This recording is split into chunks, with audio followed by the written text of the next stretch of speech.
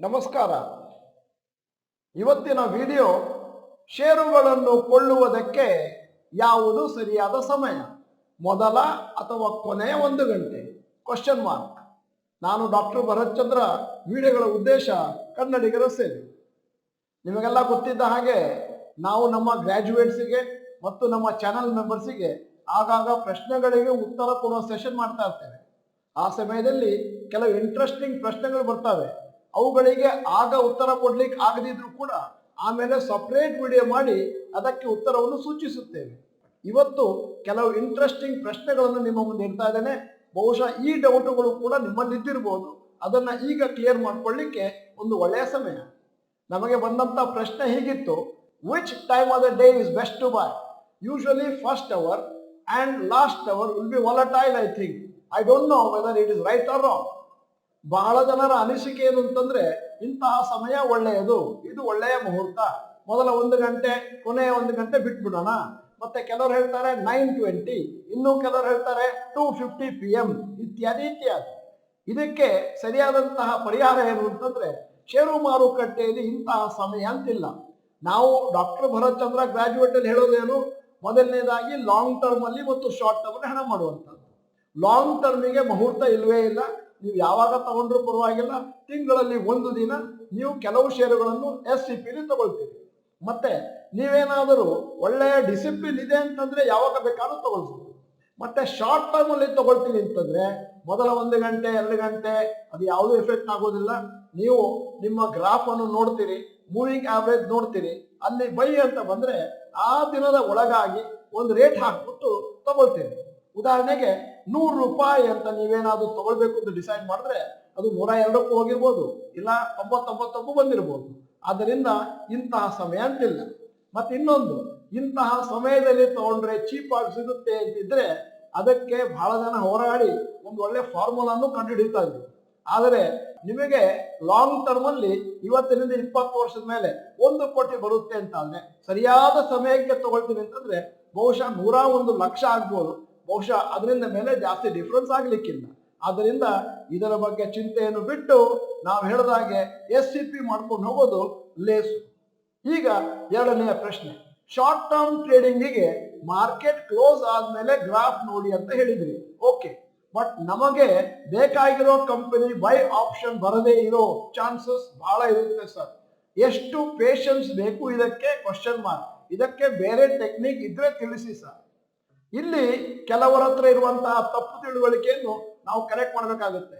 ಮೊದಲನೇದಾಗಿ short term ಅಲ್ಲಿ ನೀವು ಕಾಯ್ಬೇಕಾಗತ್ತೆ. ಯಾವಾಗ ಅಪ್ ಟ್ರೆಂಡ್ ಸ್ಟಾರ್ಟ್ ಆಗುತ್ತೆ, ಯಾವಾಗ ಬೈ ಇಂಡಿಕೇಶನ್ ಬರುತ್ತೆ ಆಸ್ ಪರ್ ಟೆಕ್ನಿಕಲ್ ಅನಾಲಿಸಿಸ್. ಎರಡನೇದು, ನೀವೇನಾದ್ರೂ ರಾಂಗ್ ಟೈಮ್ ನಲ್ಲಿ out of the lack of patience purchase ಮಾಡಿದ್ರೆ ಆಮೇಲೆ ಆ ಶೇರ್ ಅನ್ನು ಬಹಳ ಸಮಯ ಹಿಡ್ಕೊಳ್ಬೇಕಾಗತ್ತೆ ನಿಮ್ಮ ಒರಿಜಿನಲ್ ರೇಟ್ ಬರೋದಕ್ಕೆ. ಆದ್ದರಿಂದ ಶಾರ್ಟ್ ಟರ್ಮ್ ಆಗಲಿ ಲಾಂಗ್ ಟರ್ಮ್ ಆಗಲಿ ತಾಳ್ಮೆ ಅತಿ ಅತಿ ಇಂಪಾರ್ಟೆಂಟ್ ಸ್ಟಾಕ್ ಮಾರ್ಕೆಟ್ ಅಲ್ಲಿ. ಮತ್ತೆ different companies will give buy indication at different times. Also only when there is an up trend we get buy opportunities. ಅಂದ್ರೆ ಬೇರೆ ಬೇರೆ ಕಂಪನಿಗಳಿಗೆ ಬೇರೆ ಬೇರೆ ಸಮಯದಲ್ಲಿ ಬೈಯಿಂಗು ಸೆಲ್ಲಿಂಗ್ ಇಂಡಿಕೇಶನ್ ಬರುತ್ತೆ. ನಾನು ಇಂತಹ ಕಂಪನಿನೇ ತಗೊಳ್ಬೇಕು ಅಂತ ಕಾಯಕ್ಕಾಗಲ್ಲ. ಯಾವ ಕಂಪನಿಗೆ ಬೈ ಬಂದಿದೆ ಅದನ್ನು ಮಾತ್ರ ತಗೊಳ್ಬೇಕಾಗುತ್ತೆ. ಆದ್ರಿಂದ ನಾನು ಇಂತಹ ಕಂಪನಿಯನ್ನೇ ಬೈ ಮಾಡ್ತೇನೆ, ಅದಕ್ಕೋಸ್ಕರನೇ ಕಾಯ್ತೇನೆ ಅಂದ್ರೆ ಸುಳ್ಳು. ಯಾಕಂದ್ರೆ ನಿಮ್ಮ ಲಾಂಗ್ ಟರ್ಮ್ ಇನ್ವೆಸ್ಟ್ಮೆಂಟ್ ಇದ್ರೆ ಅದರಲ್ಲಿ ಮುಹೂರ್ತದ ಪ್ರಶ್ನೆ ಇರುವುದಿಲ್ಲ. ಈಗ ನಮಗೆ ಬಂದಿರುವ ಮುಂದಿನ comment. First of all thank you so much sir. ನಾನು MBA ಮಾಡಿ ಓನ್ ಬಿಸ್ನೆಸ್ ಮಾಡ್ತಾ ಇದ್ದೇನೆ.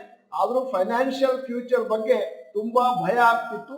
ಬಟ್ ನನ್ನ ಸ್ನೇಹಿತರಿಂದ ನಿಮ್ಮ ಪರಿಚಯ ಆಗಿ ಕೋರ್ಸ್ ತಗೊಂಡೆ. ಈಗ ನನಗೆ ಹೊಸ ಜೀವನ ಬಂದ ಹಾಗಿದೆ. ನಾವು I am 30 years old. I am already started long-term investment for 30 years, plan in large cap and I also started paper trading. ಈಗ ಇನ್ನೂ ಒಂದು ಅದೇ ತರದ ಕಮೆಂಟ್ ಅನ್ನು ನಿಮ್ಮ ಮುಂದೆ ಓದ್ತಾ ಇದ್ದೀನಿ. ಸರ್, ನಿಮ್ಮ ಕೋರ್ಸ್ ತಗೊಂಡ ಮೇಲೆ ನಾನು ತುಂಬಾ ಕಲಿತಿದ್ದೇನೆ ಸ್ಟಾಕ್ ಮಾರ್ಕೆಟ್ ಬಗ್ಗೆ ಹಾಗೂ ನಮ್ಮ ಲೈಫ್ ನಲ್ಲಿ ಬೇಕಾದ ಇಂಪಾರ್ಟೆಂಟ್ ಫೈನಾನ್ಷಿಯಲ್ ಡಿಸಿಪ್ಲಿನ್ ಬಗ್ಗೆ. ಸೊ ಬೇರೆಯವರು ಕೂಡ ಹೇಳಿರುವಂತೆ ನಾನು ಕೂಡ ಬಹಳ ಮೊದಲೇ ನಿಮ್ಮ ಕೋರ್ಸ್ ಸೇರಿದ್ರೆ ನನ್ನ ಲೈಫ್ ಅಲ್ಲಿ ಎಲ್ಲೋ ಹೋಗಿರ್ತಿದ್ದೆ sir. So I am really thankful to you sir. ನಮ್ಮ ಒಂದೇ ಒಂದು ರಿಕ್ವೆಸ್ಟ್ ಏನಂದ್ರೆ, ಡಾಕ್ಟರ್ ಭರತ್ ಚಂದ್ರ ಅವರ ಜೊತೆ ಒಂದು ಸೆಲ್ಫಿ ತಗೊಂಡು ಫ್ಲೇಮ್ ಹಾಕಿ ಇಟ್ಕೊಳ್ಬೇಕು ಅಂತ ಇದ್ದೀನಿ ಸರ್. ಡಾಕ್ಟರ್ ಭರತ್ ಚಂದ್ರ ಕಾರ್ಯಾಗಾರದ ಮುಖ್ಯ ಉದ್ದೇಶ ಏನು ಅಂತಂದ್ರೆ ನೀವೆಲ್ಲರೂ ಕೂಡ ವೈಜ್ಞಾನಿಕವಾಗಿ ಹಣವನ್ನು ಹೂಡಲಿಕ್ಕೆ ಕಲಿಬೇಕು. ನಾವು ನೋಡಿದ ಹಾಗೆ ಮತ್ತು ನಮ್ಮ ಸಮೀಕ್ಷೆ ಪ್ರಕಾರ ಹೆಚ್ಚಿನ ಜನ ನಮ್ಮ ಕೋರ್ಸಿಗೆ ಸೇರೋದು ಸ್ವಲ್ಪ ಲೇಟ್ ಆದ್ಮೇಲೆ, ಆಮೇಲೆ ಯಾವಾಗ್ಲೂ ಕೂಡ ಪಶ್ಚಾತ್ತಾಪ ಪಡ್ತಾರೆ, ಬಹಳ ಮೊದಲೇ ಸೇರ್ಕೋಬೇಕಾಗಿತ್ತು ಅಂತ. ಯಾಕಂದ್ರೆ ನಿಮ್ಮ ಜೀವನದಲ್ಲಿ ಎಷ್ಟು ಬೇಗ ನಮ್ಮ ಕಾರ್ಯಾಗಾರ ಸೇರ್ಕೋತಿರೋ ಅಷ್ಟು ನಿಮಗೆ ಕಾಂಪೌಂಡಿಂಗ್ ನಲ್ಲಿ ಜಾಸ್ತಿ ಬೆನಿಫಿಟ್ ಬರುತ್ತೆ ಮುಂದಿನ ದಿನಗಳಲ್ಲಿ. ಈ ಸಂದರ್ಭದಲ್ಲಿ ಇನ್ನೊಂದು ವಿಚಾರವನ್ನು ಕೂಡ ನಿಮ್ಮ ಎದುರುಗಡೆ ಹೇಳಬೇಕಾಗುತ್ತೆ. ಏನು ಅಂತಂದ್ರೆ ಬಹಳ ಜನಕ್ಕೆ ಷೇರು ಮಾರುಕಟ್ಟೆ ಬಗ್ಗೆ ಓವರ್ ಕಾನ್ಫಿಡೆನ್ಸ್, ನನಗೆಲ್ಲ ಗೊತ್ತಿದೆ, ನಾನು ತಗೊಳ್ತಾ ಇರೋ ಷೇರುಗಳು ಚೆನ್ನಾಗಿದ್ದಾವೆ ಅಂತ. ಯಾವಾಗ ಸ್ವಲ್ಪ ದಿವಸ ಬಿಟ್ಟು ಹಣವನ್ನು ಕಳ್ಕೊತಾರೋ ಇಲ್ಲ ಇತರರು ಅವರಿಗಿಂತ ಜಾಸ್ತಿ ಹಣವನ್ನು ಸಂಗ್ರಹಣೆ ಮಾಡ್ಕೋತಾರೋ ಆ ಸಮಯದಲ್ಲಿ ಗೊತ್ತಾಗುತ್ತೆ ನಾನು ಫಂಡಮೆಂಟಲ್ ಅನಾಲಿಸಿಸ್, ಟೆಕ್ನಿಕಲ್ ಅನಾಲಿಸಿಸ್ ದುಡ್ಡು ಕೊಟ್ಟು ಕಲ್ತ್ಕೊಂಡು ಅದರಂತೆ ವರ್ತಿಸಿದ್ರೆ ಒಳ್ಳೆಯದು. ಸಾಮಾನ್ಯವಾಗಿ ನಾವು ನಮ್ಮ ವಿಡಿಯೋಗಳಲ್ಲಿ ಡಾಕ್ಟರ್ ಭರತ್ ಚಂದ್ರ ಕಾರ್ಯಾಗಾರಕ್ಕೆ ಸೇರಿ ಅಂತ ಹೇಳ್ಬೇಕಾದ್ರೆ ಇಂತಹ ವ್ಯಕ್ತಿಗಳು ಯೋಚನೆ ಮಾಡ್ಬೋದು, ಬಹುಶಃ ನಾನು ಈ ಕಾರ್ಯಾಗಾರಕ್ಕೆ ಸೇರದೇ ಇದ್ರೆ ಒಂದಷ್ಟು ಗುರುದಕ್ಷಿಣೆಯನ್ನು ಉಳಿಸ್ಕೊಂಡ್ಬಿಡ್ತೀನಿ ಅಂತ. ಇದು ತಪ್ಪು ಅಂತ ಮುಂದಿನ ದಿನಗಳಲ್ಲಿ ಸಾಬೀತಾಗುತ್ತೆ. ಮುಂದಿನ ಪ್ರಶ್ನೆ ಕೂಡ ಬಹಳ ಇಂಟ್ರೆಸ್ಟಿಂಗ್ ಇದೆ, ಎಲ್ಲರೂ ಕೇಳಬೇಕಾದಂತ ವಿಚಾರ. ಸರ್, ಲಾಂಗ್ ಟರ್ಮಿಗೆ 10 ವರ್ಷಕ್ಕೆ ನಾನು ಇನ್ವೆಸ್ಟ್ ಮಾಡ್ತಾ ಇದ್ದೀನಿ, ಬಟ್ 6 ವರ್ಷಕ್ಕೆ ಲಾಸ್ ಆದ್ರೆ ನಾನು ಶೇರ್ನ ಮಾರ್ಕೊಳ್ತೀನಿ, ಬೇರೆ ಶೇರಿಗೆ ಹಾಕೋತೀನಿ, ಆದರೆ ಕಾಂಪೌಂಡ್ ಇಂಟ್ರೆಸ್ಟ್ ಹೇಗೆ ವರ್ಕ್ ಆಗುತ್ತೆ? ಬಹಳ ಇಂಟ್ರೆಸ್ಟಿಂಗ್ ಪ್ರಶ್ನೆ. ಏನು ಅಂದ್ರೆ ನೀವು ಯಾವುದೋ ಒಂದು ಶೇರ್ನಲ್ಲಿ ಹಣ ಹಾಕೊಂಡು ಹೋದ್ರಿ, 6 ವರ್ಷದ ಮೇಲೆ ತಿಳಿಯಿತು ಈ ಶೇರ್ನಲ್ಲಿ ಜಾಸ್ತಿ ಪ್ರಾಫಿಟ್ ಇಲ್ಲ ಅಥವಾ ಲಾಸ್ ಆಗಲಿ ಶುರುವಾಗಿದೆ, ಆಗ ನೀವು ಮಾರ್ಕೋತೀರಿ. ಅಲ್ಲಿಗೆ ನಿಮಗೆ 6 ವರ್ಷದ ಆಪರ್ಚುನಿಟಿ ಹೊರಟೋಯ್ತು. ಹಾಗಾಗ್ಲಿಕ್ಕೆ ಸಾಧ್ಯ ಇಲ್ಲ ಅಂತ ನಿಮಗೆ ಸಮಜಾಯಿಸಿ ಕೊಡ್ತಾ ಇದ್ದೀನಿ.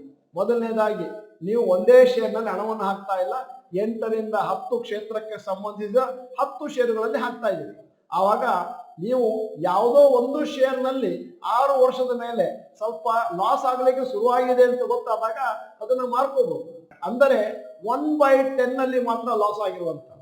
ಎರಡನೇದು, ನೀವು 6 ವರ್ಷ ಯಾವುದೋ ಶೇರನ್ನು ಕಂಟಿನ್ಯೂ ಮಾಡ್ಕೊಂಡು ಹೋದ್ರಿ ಅಂತಂದ್ರೆ ಅದರಲ್ಲಿ ಪ್ರಾಫಿಟ್ ಇತ್ತು ಅಂತ.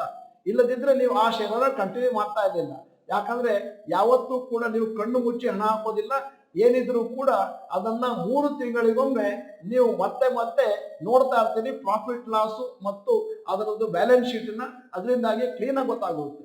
ಅಲ್ಲಿಗೆ ನೀವು 6 ವರ್ಷದ ಮೇಲೆ ಮಾಡ್ಕೊಳ್ಬೇಕಾದ್ರೆ ಈಗಾಗಲೇ ಅದರಲ್ಲಿ ಸ್ವಲ್ಪ ಪ್ರಾಫಿಟ್ ಇದೆ, ಮತ್ತೆ ಇನ್ನೊಂದು ಶೇರಿಗೆ ಏನಾದ್ರು ಶಿಫ್ಟ್ ಮಾಡ್ತೀರಿ ಅಂತಂದ್ರೆ 1 ವರ್ಷದ ಮೇಲೆ ಅಲ್ಲಿಂದ ಮುಂದೆ ಆ ಶೇರಿನ ಪ್ರಯಾಣ ಸ್ಟಾರ್ಟ್ ಆಗುತ್ತೆ. ಆದ್ದರಿಂದ ಕಂಪ್ಲೀಟ್ ಆಗಿ ಲಾಸ್ ಆಗುವಂತ ಯಾವ ಚಾನ್ಸಸ್ ಇಲ್ಲ. If profit of A company goes up for 1 quarter, again goes down in next quarter, same trend continue, whether we should invest in same company or else we divert our investment to another company. ಇದು ಕೂಡ ಬಹಳ interesting ಪ್ರಶ್ನೆ. ಯಾವುದೋ ಒಂದು ಕಂಪನಿಯನ್ನು ಸಂಪೂರ್ಣವಾಗಿ fundamental analysis ಮಾಡಿದ ಮೇಲೆ ನೀವು ಅದನ್ನ ಆಯ್ಕೆ ಮಾಡ್ಕೊಂಡಿದ್ದೀರಿ ಅಂತಂದ್ರೆ ಅದು ಇನ್ನು ಮುಂದೆ ಚೆನ್ನಾಗಿದೆ, ಮೇಲಕ್ಕೆ ಹೋಗುತ್ತೆ ಅನ್ನುವಂಥ ಲಕ್ಷಣ. ಬಹುಶಃ ಆ ಕಂಪನಿಯ ಪ್ರಾಫಿಟ್ ಜಾಸ್ತಿ ಆಗ್ತಾ ಇದ್ದ ಹಾಗೆ ಇದು ಮೇಲಕ್ಕೆ ಮೇಲಕ್ಕೆ ಹೋಗ್ತಾ ಇದೆ. ಇಲ್ಲದಿದ್ರೆ ನೀವು ಆ ಕಂಪನಿನ ಆಯ್ಕೆ ಮಾಡ್ಕೊಳ್ತಾನೆ ಇರಲಿಲ್ಲ. ಮತ್ತೆ ಪುನಃ 1 ಕ್ವಾರ್ಟರ್ ಅಲ್ಲಿ ಮೇಲಕ್ಕೆ ಹೋಗುತ್ತೆ, ಇನ್ನೊಂದು ಕ್ವಾರ್ಟರ್ ಅಲ್ಲಿ ಕೆಳಗೆ ಬರುತ್ತೆ ಅಂತಂದ್ರೆ ಅರ್ಥ ಏನು ಅಂತಂದ್ರೆ ಆ ಕಂಪನಿ ಸ್ಟೇಬಲ್ ಅಲ್ಲ. ಅರ್ಥ ಏನು ಅಂತಂದ್ರೆ ಅದರ ಫಂಡಮೆಂಟಲ್ ಅನಾಲಿಸಿಸ್ ಅನ್ನು ನೀವು ಸರಿಯಾಗಿ ಮಾಡಿಲ್ಲ. ಆದ್ದರಿಂದ ಫಂಡಮೆಂಟಲ್ ಅನಾಲಿಸಿಸ್ ಮಾಡಿ ಯಾವ ಕಂಪನಿಯ ಪ್ರಾಫಿಟ್ ಕಂಟಿನ್ಯೂಸ್ ಆಗಿ ಪ್ರತಿ ಕ್ವಾರ್ಟರ್ ಅಲ್ಲಿ ಮೇಲಕ್ಕೆ ಹೋಗ್ತಾ ಇದೆಯೋ, ಸೇಲ್ಸು ಮೇಲಕ್ಕೆ ಹೋಗ್ತಾ ಇದೆಯೋ ಅಂತ ಕಂಪನಿಗಳನ್ನು ಮಾತ್ರ ಆಯ್ಕೆ ಮಾಡ್ಕೊಳ್ಳಿ. ಮೇಲೆ ಕೆಳಗೆ ಹೋಗ್ತಾ ಇರುವಂತಹ ಕಂಪನಿಗಳನ್ನು ಆಯ್ಕೆ ಮಾಡಿಕೊಳ್ಳುವಂತ ಅಗತ್ಯತೆ ಇಲ್ಲವೇ ಇಲ್ಲ. ಎಲ್ಲರಲ್ಲೂ ಉದ್ಭವ ಆಗುವಂತ ಒಂದು ಪ್ರಶ್ನೆಯನ್ನು ಮತ್ತೊಬ್ರು ಕೇಳಿದ್ದಾರೆ, will the Nifty 50 or Sensex 30 stocks change regularly on a daily basis? ಇಲ್ಲಿ ಡೈಲಿ ಬೇಸಿಸ್ ಅಂತ ಕೇಳಿದ್ದಾರೆ. ಡೈಲಿ ಬೇಸಿಸ್ ಮೇಲೆ ಆಗೋದಿಲ್ಲ. ಸಾಮಾನ್ಯವಾಗಿ ಅದನ್ನ ಸೆಲೆಕ್ಟ್ ಮಾಡುವಂತದ್ದು ಫ್ರೀ ಫ್ಲೋಟ್ ಮಾರ್ಕೆಟ್ ಕ್ಯಾಪ್ ಆಧಾರಿತವಾಗಿ. ಅಲ್ಲಿಗೆ ಟಾಪ್ 50 ಕಂಪನಿಗಳು ನಿಫ್ಟಿಯಲ್ಲಿ ಬರ್ತವೆ ಮತ್ತು ಅದರಿಂದ ಮೇಲಿರುವಂತಹದ್ದು ನಿಫ್ಟಿ ನೆಕ್ಸ್ಟ್ 50 ಬರ್ತವೆ ಮತ್ತು BSE ಇರೋದು ಟಾಪ್ 30 BSE ಸೆನ್ಸೆಕ್ಸ್ ಅಂತ ಕರೀತಾರೆ. ಆ ಲಿಸ್ಟು ಆವಾಗ ಚೇಂಜ್ ಆಗೋದಿಲ್ಲ. ಡೈಲಿ ಬೇಸಿಸ್ ಮೇಲೆ 6 ತಿಂಗಳಿಗೊಮ್ಮೆ ಮತ್ತೊಮ್ಮೆ ಚೆಕ್ ಮಾಡ್ತಾರೆ. ಯಾವ ಕಂಪನಿಯ ಮಾರ್ಕೆಟ್ ಕ್ಯಾಪ್ ಕಮ್ಮಿ ಆಗಿದೆ, ಜಾಸ್ತಿ ಆಗಿದೆ ಇತ್ಯಾದಿ ಆವಾಗ ಆ ಇಂಡೆಕ್ಸ್ ಚೇಂಜ್ ಆಗುತ್ತೆ. ಇವತ್ತು ಈ ವಿಡಿಯೋದ ಕೊನೆಯಲ್ಲಿ ನಮ್ಮ ಸಮೀಕ್ಷೆಗಾಗಿ ಒಂದು ಪ್ರಶ್ನೆ ಕೇಳ್ತಾ ಇದ್ದೇನೆ. ನಮ್ಮ ಯೂಟ್ಯೂಬ್ ಚಾನೆಲ್ನ ಬಗ್ಗೆ ನಿಮಗೆ ಹೇಗೆ ಅರಿವು ಉಂಟಾಯಿತು? ಮೊದಲನೇದಾಗಿ ಆಟೋಮ್ಯಾಟಿಕ್ ಸಜೆಷನ್ ಫ್ರಮ್ ಯೂಟ್ಯೂಬ್, ಅಥವಾ ನಿಮಗೆ ಯಾರಾದರೂ ನಮ್ಮ ಯೂಟ್ಯೂಬ್ ವಿಡಿಯೋನ ಶೇರ್ ಮಾಡಿದ್ರ? ನೀವು ಡಾಕ್ಟರ್ ಭರತ್ ಚಂದ್ರ ಇನ್ಸ್ಟಿಟ್ಯೂಟ್ ಕನ್ನಡ ಚಾನಲ್ ಮೆಂಬರ್ ಅಲ್ಲ ಅಂತಂದ್ರೆ ಇದೀಗ ಸಮಯ ಸಬ್ಸ್ಕ್ರಿಪ್ಷನ್ ಬಟನ್ ಬೆಲ್ ಐಕಾನ್ ಒತ್ತಿ. ವಿಡಿಯೋ ಚೆನ್ನಾಗಿದ್ರೆ ಲೈಕ್ ಬಟನ್ ಒತ್ತೋದನ್ನು ಮರಿಬೇಡಿ. ವಿಡಿಯೋನ ನಿಮ್ಮ ಎಲ್ಲಾ ಸ್ನೇಹಿತರಿಗೂ ಫಾರ್ವರ್ಡ್ ಮಾಡಿ. ವಿಡಿಯೋನ ಸಂಪೂರ್ಣವಾಗಿ ನೋಡಿದ್ದಕ್ಕೆ ಧನ್ಯವಾದಗಳು. ನಮಸ್ಕಾರ.